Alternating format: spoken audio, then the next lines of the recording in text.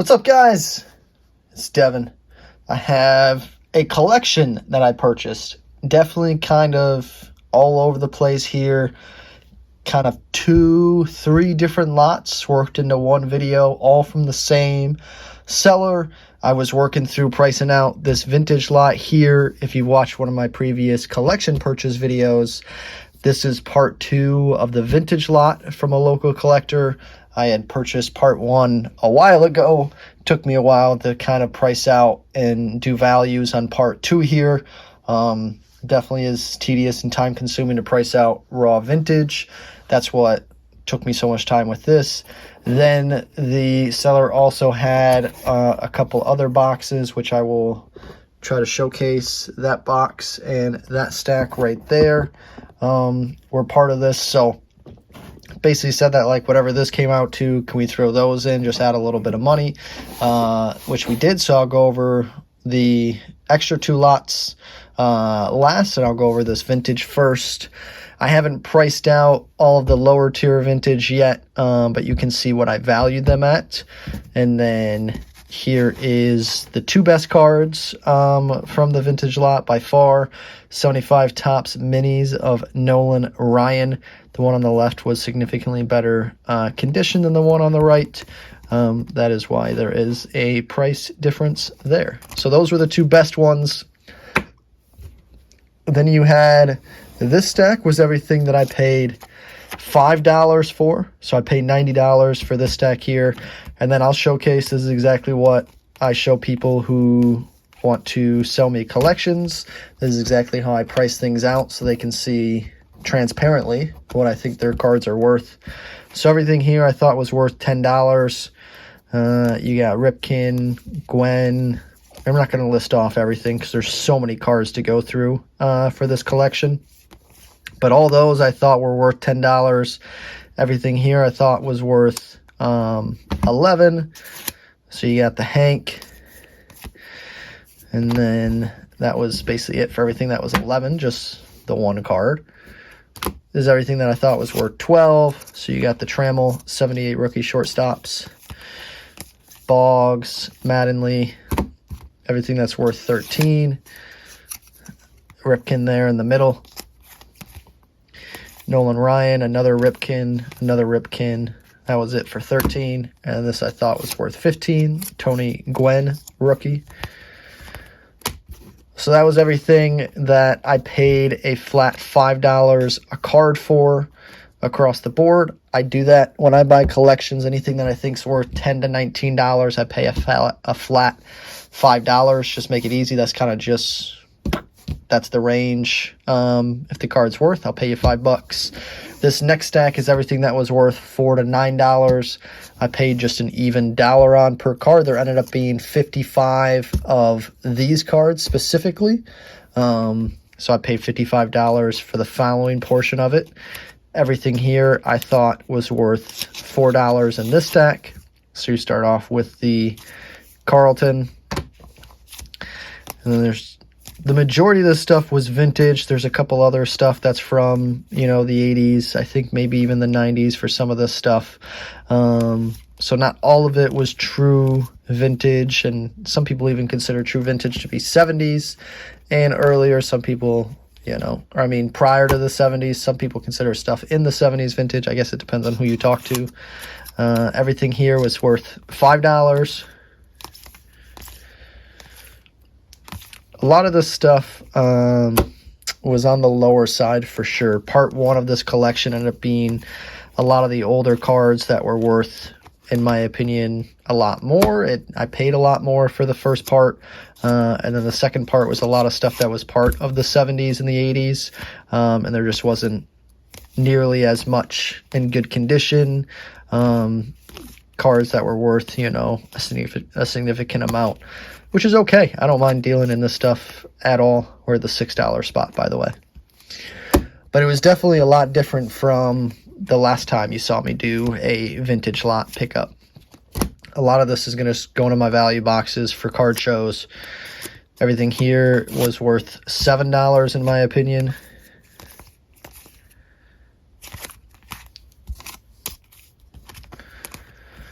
And then the following I thought was worth $8.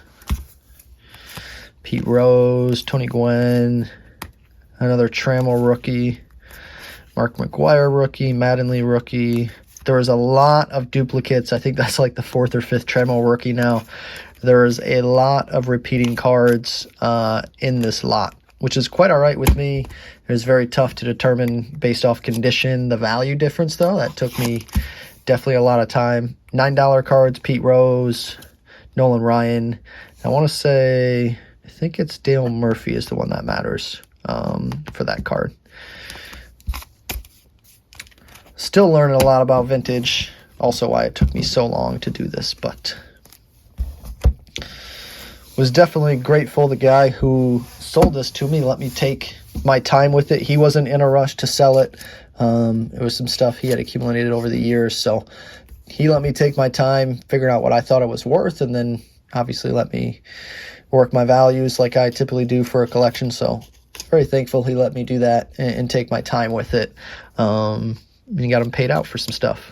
So everything here, there was 54 cards that I paid a quarter per. This is everything that I thought was valued $1 to $3. So this first stack is everything that I thought was $1. So you got the K-Line, Kemp, some stuff from the 90s. Like I said, it wasn't all vintage. There was a lot of stuff thrown in. There's some okay names here in the dollar pile, but the cards are just absolutely beat up. Like, I don't know if you can tell, but like that Johnny Bench has a giant crease in it, left to right, left side to top middle. So definitely lots of condition issues in this stack for sure. I mean, that thing is just creased up, but still got to show some love to those cards. $2 a piece here on the following: Yastrzemski, Nolan, Ted Williams, Bob Gibson. So still some good names in here, which is nice. Another Yastrzemski, Frank Robinson. But nothing, obviously, no big hitters here in the $1, $2, and $3 pile. Babe Ruth, K-Line, Roger Clemens, Lance Parrish, Jack Morris. A lot of 78, which is a big year for Tigers rookies. Thurman Munson, Johnny Bench, Joe Morgan, Killebrew.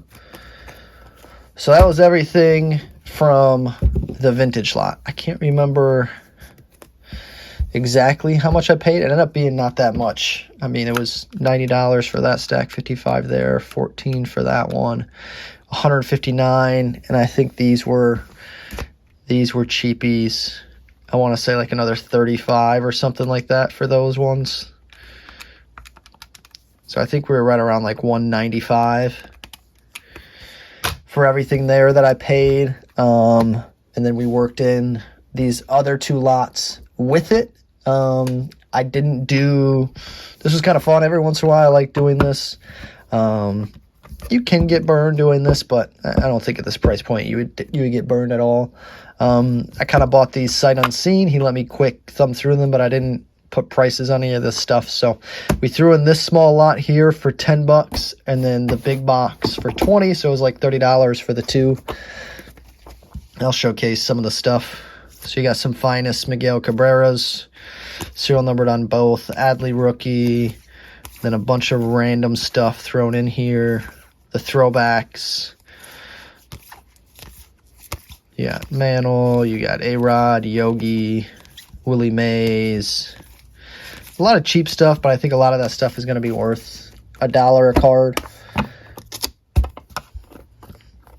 Definitely some stuff that I'm probably going to throw up on the ComC, into my check out my card store.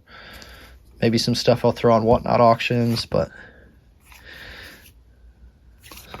Mike Piazza, Billy Hamilton, Josh Bell, Dontre Willis, Desmond Jennings. Definitely a bunch of like random stuff, but cheap Yastrzemskis. So if there's any Yastrzemski collectors, maybe these will go into like my dollar value box. Some Hank Aaron's, commemorative cards, Clemente. think that's what, 72, 68. Is that 67? Ooh, that's 60, I think. Might be off on my names there, but just a bunch of definitely cheaper stuff. I don't think that was necessarily the greatest buy at $10 a piece, but I knew the vintage stuff I was getting at a good price, so I didn't mind throwing this stuff in to get it out of his hands. He was definitely looking to just get rid of it, so I didn't mind helping. Now, this whole box was very interesting. I don't know if I'm really going to be able to do this too well, so I'll kind of just take it out in stacks, but it was, I think the entire box was Curtis Granderson. If I remember, that was the only thing why it was so cheap. Definitely some cool things in here. There might have been a couple other players, but this is literally just sets and parallels of Curtis Granderson. But like some of the stuff is cool. Like that's a finest gold out of 50. That's a really cool 2-color patch on the SPX. Red finest is out of 25. Another out of 50. Memorabilia. So just a ton. Curtis Granderson red out of 99. Topps Chrome. An autograph. Auto out of 150. So a lot of cool stuff of Granderson. This entire box here that I'm showing, I paid $20 for. So like I said, I kind of just threw it in. I think Curtis Granderson is definitely going to be on the tougher side to sell. I wouldn't say he's an easy sell for a lot of this cheaper stuff. But like Bowman Chrome, I think that's just refractors, just base, nothing crazy there. Bowman Chrome, just base. So definitely a lot of stuff that probably is only worth like 10, 15, 25 cents, but just in mass quantities, I figured why not? Maybe there's something in here that somebody's really looking for that's worth a good amount of money, but like Carlos Guillen, Curtis Granderson co-signers, that's out of 100, which is kind of a cool card. But Topps Finest Blue out of 299. Bunch of other random stuff. That's a die cut. StarQuest Green, more memorabilia. I mean, that's just, I think there's like one of these, which I'll show next, is like an entire stack of just memorabilia. So I didn't even know what it broke down to per card. I think it just made sense just in general. So I trusted my gut and just went with it. But you're not going to necessarily lose money at $20, but definitely going to be some work to put in here. These are just base. Nothing too crazy here on the Bowmans for Curtis Granderson. Future gems. So definitely nothing crazy in that stack. This next one, though, was very interesting. I think this guy was working on like a master set, or he got it from somebody that was working on a master set, which is just insane. It is a very interesting and unique set to work on like a master set. But these are all Curtis Granderson memorabilias from Bowman Sterling. So all of these are the refractors out of 199. So you got 3, 4, 5, 6, 7. Then you got the black refractors, which are out of 25. He's got 3 of those. You got the golds are out of 50. He's got 1, 2, 3, 4, 5, 6, 7 of the golds. Another random refractor, which is out of 199. I think, are these all? Look at that. These are all refractors out of 199. Then there's just a bunch of base ones, which are non-serial numbered. But these are literally all the same set. Bowman Sterling, game-worn jersey of Curtis Granderson. And there's all the same card. He was working on an absolute master set. So he was trying to get every single one out there in existence. Just completely raw in this case, which is so bizarre. I'll have to put that back later. But I mean, it's very cool. Look at that, how many golds there were, and the blacks out of 25 and all the refractors. So that alone I think is pretty cool. I think it's worth the $20 for those, and you get everything else that's thrown in. a lot of this stuff, I think, that's left is just some odds and ends base stuff. I don't even think there's any parallels here. It's just Bowman base, Topps base, Upper Deck base, Topps Chrome. But just like in mass quantities, I think he just picked them up whenever he could see them. And just any card that you see, there is mass duplicates of. 2, 3, 4, 5 copies. So the entire box is Curtis Granderson. Like I said, I think all the cool stuff was the memorabilia. Obviously, those blacks out of 25 were very cool. A lot of the parallels. There were some autographs thrown in there, some other memorabilia. Definitely some cool stuff in the lot. But a lot of this base Curtis Granderson stuff is not going to be worth much. I mean, these Allen and Ginter base, Upper Deck base, Bowman Chrome base, those are definitely not worth much of anything. But in large quantities, maybe there's going to be a buyer out there that wants, a bunch of Curtis Grandersons at once. Or he definitely had a decent career with the Tigers. Nothing, crazy, but he definitely had some moments. But like, that's a random serial numbered card out of 150. So there's definitely some random stuff thrown in there. More moments and milestones, serial numbered. Bowman Chrome, Topps. That's a refractor, another refractor.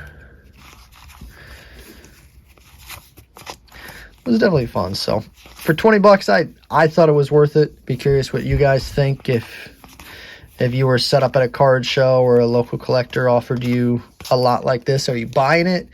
Are you passing it up? There is definitely a lot of work involved with a lot like this. Trying to figure out what's worth selling, what's not, what can, go in a dollar box, what are people going to be wanting to purchase, what's worth it. So definitely a lot of work. Like I said, I think it's cheap. It's definitely fun to see somebody's work put into a player collection. I mean, this is like an ultimate player collection, in my opinion. You get basically all the low-end stuff. You get a master set they were working on, which is pretty crazy to try a master set. Now, if you're unfamiliar with what I'm referring to, a master set is like a complete set, let's say, of these Bowman Sterling memorabilia cards. Let's say there's the base, which is that one. There's no serial number. Refractor is out of 199. The golds are out of 50, blacks out of 25. I'm sure there's like reds out of like 5 or 10. Maybe there's orange thrown in there. I'm not sure for this exact set. But whatever there is, a master set would mean that if there's 25 of the black parallels, you try to complete all 25. You get all 25 of them. If there's 50 of the gold, you get all 50 of the gold. So you literally try to buy every parallel that's available. Like the refractors, there's 199 of them. You try to buy all 199. Now, the crazy thing about a master set like that is, even if you buy every single one you see from here on out for the rest of your life, you still might not complete a set like that. Maybe they were destroyed, or they are still in packs, or whatever it may be. Like, there's going to be plenty of them that aren't even possible for you to purchase. So to try to complete a master set like that is pretty crazy. Definitely cool if you can ever complete something like that. But it would definitely be a wild set to put together. So that's what I mean when I refer to a master set. Now, other people might have definitions for master set. That's what I refer to it as. That's what I've known it to be. Now, complete sets is you would just have one of everything,